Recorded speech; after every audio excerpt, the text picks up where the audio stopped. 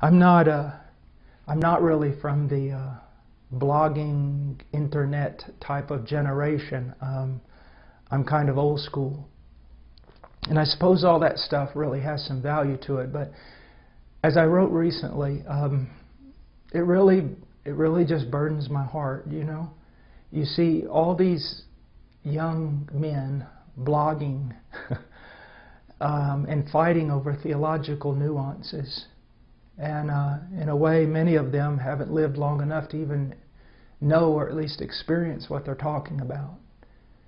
And we'll sit there and we'll fill up the internet with this kind of stuff when there's literally billions of people who've not heard the gospel. I mean, it's insane. If you're listening to this and you're a young man, this is probably not your time to write a book and change the world or have a blog that gets hits from all over the planet. This is your time to prepare yourself to become a man of God. Not to be on the internet, but to be alone with God in prayer until He pours out His Spirit on you and makes you a useful servant. And then go out and don't be involved in pouring water on a land that's saturated. Go out with your life and preach the gospel to the nations that don't know Christ. Why be alive?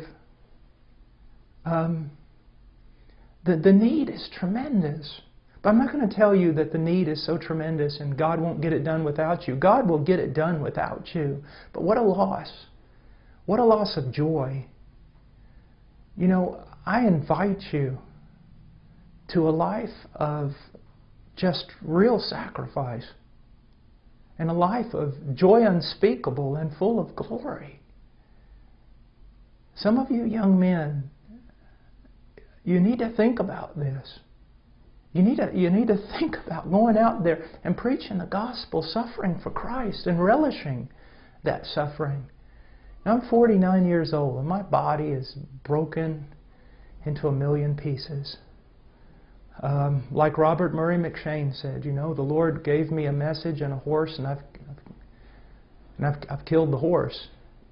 And I feel that way, but I can tell you this, I'm glad. I'm glad. He's worth dying for, young men. And don't waste your life trying to be a theological expert to a bunch of people who already probably know more than you do. Get out there and preach the gospel. Go to the fields. Go to the places where it's dark. Preach the gospel of Jesus Christ. There's, you know, right now I'm just rejoicing in what God's doing in India and Nepal, but there's Tibet. You know, I ask God, when are you going to open the door for Tibet? And China? And when are you going to open the door for Mongolia? A friend of mine out in California, an acquaintance of mine, Larry Pan, he has on his website or whatever, he said that he would rather be on the front lines preaching than jostling for prominence on the stage. Young men, go somewhere and die, that only God and hell will know your name. God because He loves you, and His Spirit is powerful upon you, and hell because hell hates you. Go somewhere and preach the gospel. You know, I sometimes read the Puritans, and well, I like the Puritans a lot, and Martin Lloyd-Jones and Charles Spurgeon, and then I look at the modern day preachers that we have been so blessed with. You know, men like John MacArthur and John Piper and Joel Beakey and so many brilliant men, Wayne Grudem and all these men. They're older men, and they've studied a lot, and God's given them a voice. Young men, don't try to be them, at least not now. And don't think that America needs you so much. You know, it's better to sometimes to be a... you know, if I preach in the United States, I'm just another preacher. But to go overseas and preach where no one's preaching, even if you're as pitiful a preacher as I am, you're the preacher. Go somewhere where John MacArthur and John Piper are not, and preach the gospel, and pray, and intercede.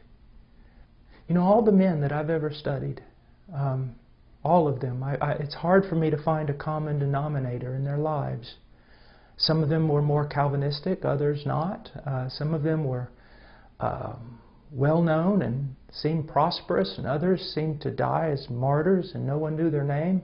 They're all so different, but I found one thing in common, and that was their life of prayer.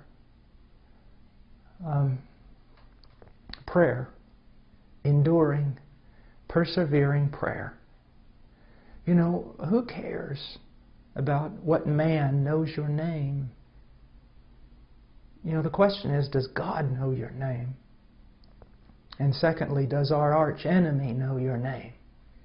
Does he hate you with a great hatred? Not because you're some well-known preacher, but because on your knees you fight him. On your knees you wrestle with him. You've grabbed hold. You need to be a man of prayer. And because missions, like India and Nepal, everywhere else, it's based, it advances on prayer. You know, there's a few things that I've never heard. I've never heard an old man say that he wished he had spent less time with his wife and children. They always say the opposite. I've never met an old preacher who regretted spending too much time in prayer. But just about everyone I've ever met has regretted not spending enough time in prayer. You know, if you know the Word really well, and boy, you're just perfect, and your thinking and your logic is pristine, but you're not a man of prayer, you're not worth 2 cents in the kingdom of heaven. You're just not worth 2 cents in the kingdom of heaven. You'll be full of a lot of knowledge and proud and no power. No power. And I pray that you would not jostle for prominence on America's stage. That you'd go and die somewhere for Christ. That your name would be known in heaven. That you'd be a man of prayer. That you'd study deeply, not in order to preach to other brilliant men, but to preach properly to those who have never heard, and to pastors whom God has raised up in foreign lands who've never had the privilege of studying as you have had the privilege to study. Well, this was impromptu. I got back, I guess it was yesterday, from India and Nepal, and tomorrow I head out to the strange land of California to preach. So I'll be needing your prayers. And then when I get back, I'll going to have several weeks just to kind of get back in the groove of things here at Heart Cry, and especially to get back with my family, with my wife and my 3 little children. Please, I covet your prayers. My life, for whatever it is, it depends upon the prayers of the saints.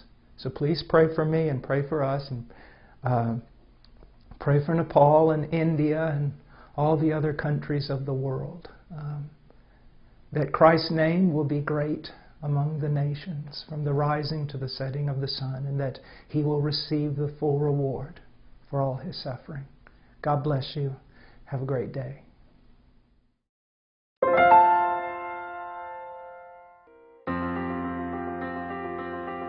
Please visit our website at heartcrymissionary.com, There you will find information about the ministry, our purpose, beliefs and methodologies, and extensive information about the missionaries we are privileged to serve.